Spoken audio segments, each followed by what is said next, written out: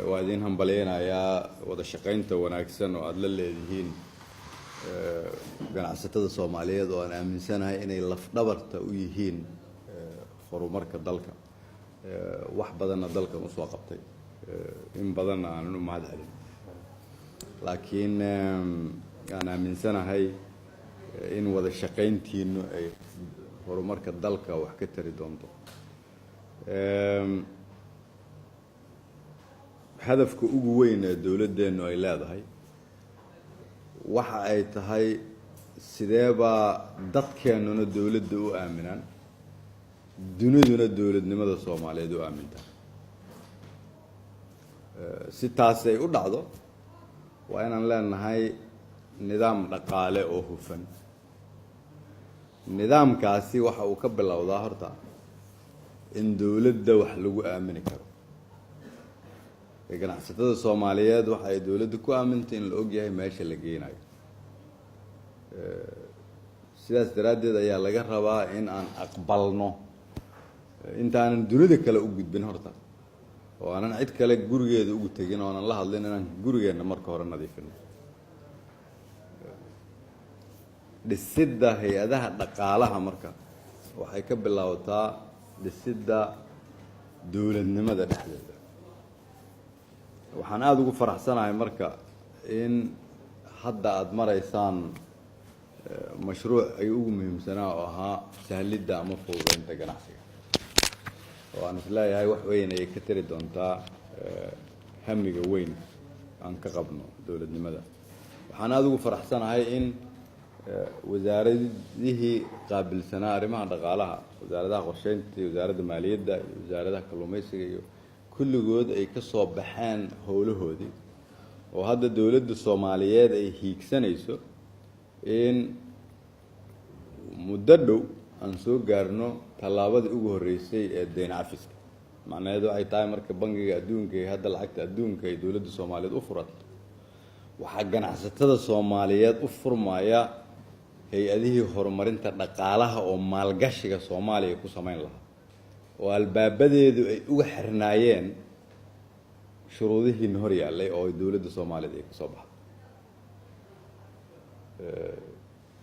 shuruudahaas waxa ugu waaweynaa inaan annagu isku filnaano in waxana soo gala aan kharash garayno inaanan deyn gudaha iyo dibadda aanan gelin in waxana soo gala meesha aan geyno la og yahay in lacagti bacda lagu qaadi jiray lagu bedelo warqado shaqeynaya in isla xisaabtan uu jiro waa garan karaa in weli aanan dadka Soomaaliyeed oo dhan gaarsiin shaqada socota laakiin tusaalaha ugu fudud waxay tahay maalintaan nimid ilaa hadda dawladda ciidayna kula ma jirto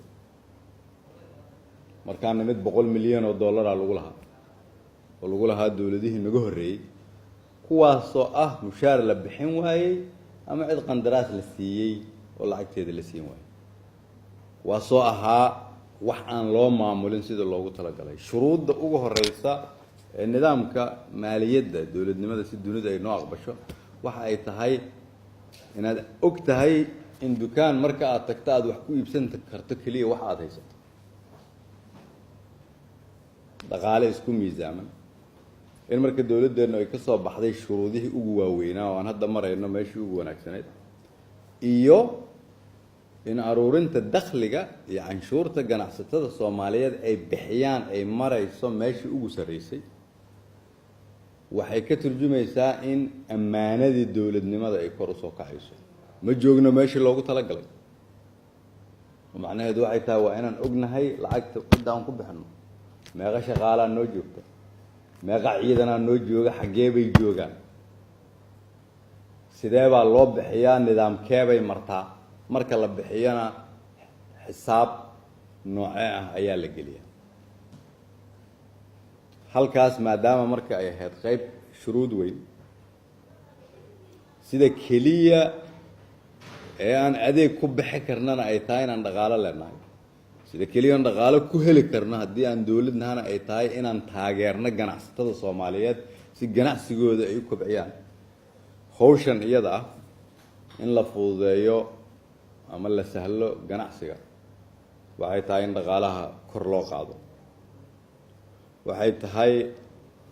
in shaqooyin cusub la abuuro marka dhaqaaluhu kobco dad Soomaaliyeed ayaa shaqo helaya shaqo markii la helo shaqaas iyo abuurmaysa waxa kale taa macnaheedu inaan meeshii 190 aan ka joogno aan kor uga soo kacno oo nala aqbalo inaan nahay dawlad hore u soconaysa waxa kale oo aaminsanahay inay wax ka tari doonto adduunyadu inay badeecooyinkan hesho waa in ganacsatada Soomaaliyeed lagu dhiirigeliyaa in badeecada aan halkan ku hayno dunida loo iibgeeyo waxa kaloo hadafkeenu uu yahay in la yareeyo wax walba oo dibadda laga soo dhoofinayo oo la isku dayo wax walba oo aan yeeli karno halkan ku samaysan karno inaan halkan ku samaysano oo maanta aan bilaawno dadkeena inaan tababarno maanta aan bilaawno warshado yaryar inaan dhisano maanta aan bilaawno kalsooni annagoo aan isku filannahay inaan gaarno dawladda iyo ganacsatada marka waxaa laga rabaa inaan soo fiirino wixii wasiirku ka hadlayo trade balance uu yeerayo aad aragtaan numberkaas sidoo uu kala durugsan yahay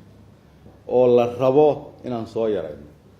waa inaan marka ganacsatada u fududeynaa ganacsigooda ku dhiirigelinaa meesha aan ku dhiirigelin karno ay arkaan in dawladoodu iyagu ay u adeegto iyaguna inay fahmaan haddii ay rabaan in dhaqaalahoodu kor u kaco waa inay haystaan dawlad u adeegto waa inay ganacsatada Soomaaliyeed aqbalaan meesha maanta ay joogaan kor uga ma kici karaan haddii dawladooda aanay kor u soo kacin waa inay dawladda Soomaaliyeed aqbashaa inaanay meel gaari karin haddaanay ganacsatada ganacsiga u fududeyn aqbalina inaan u baahannahay dhaqaale laga maamulo ganacsiga suuqyada ganacsigu inay yihiin kuwa dhaqaalaha Soomaaliya mustaqbalka maamulo ma rabno dawlad Soomaaliyeed oo wax walba iyadu gacanta ku haysata mustaqbalka waxaan rabnaa inaan ku caawino shuruucda idin fududeynaha ganacsiga dawladnimada idin fududeynaha ganacsiga leedinka celiyo inaan dawladdu nidaamkeedu aanu idin dhibin dalka musuqmaasuqa lagala dagaalamo ganacsatada ganacsigeedu kor u kaco markaas dawladuna canshuur helaysaa dalkana shaqo loo abuurayo waa talaabo bilow ah waa soo dhaweynaya hadii la yiraahdo waxaan rajeynayaa marka sida hawshan aad u qabateen in ay noqoto talaabooyin wasaaradda waliba ay qaado wasaaradda maaliyadda waxa ay qabato banaanka ay soo dhigto antidhowrka guud cidda uu soo baaro oo khalad lagu arko banaanka la soo dhigo wasaaradda kalluumaysigu waxay qabato meel ay shacabka Soomaaliyeed ka galaan la soo dhigo waa in dawladnimada aan shacabka Soomaaliyeed u daadajina waxaa dib u habeyn ku socda arrimaha dhaqaalaha arrimaha ganacsiga arrimaha siyaasadda arrimaha amniga iyo ciidamada oo aan rabno askari walba oo Soomaaliyeed oo dawladda Soomaaliyeed u shaqeeyo inuu xuquuqdiisa helo mid walba oo la diiwaan geliyay oo dawladda Soomaaliyeed u shaqeynayana dawladda Soomaaliyeed ayaa ballan qaadaysa mushaarkiisa inuu qaato hal bilna aanay ka maqnaan qof waliba oo dawladda Soomaaliyeed u shaqeeyay maalintii la doortay ilaa madaxweynaha la doortay madaxweynaha ilaa haddana qof waliba ciidan la'aanba waa la siiyay mushaarkiisa haddii uu ka soo baxay shuruudii loogu talagalay ciidamada iyo shaqaalaha rayidka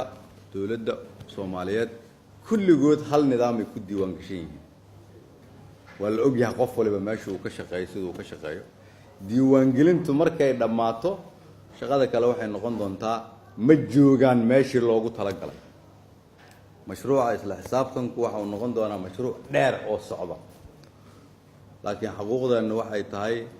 in qof walba oo dawladda u shaqeeya askari iyo shacabba uu helo xuquuqdiisa qof walba xaquuq la siinayana ay noqoto qof dawladda Soomaaliyeed u adeegaysa waa mahadsantiin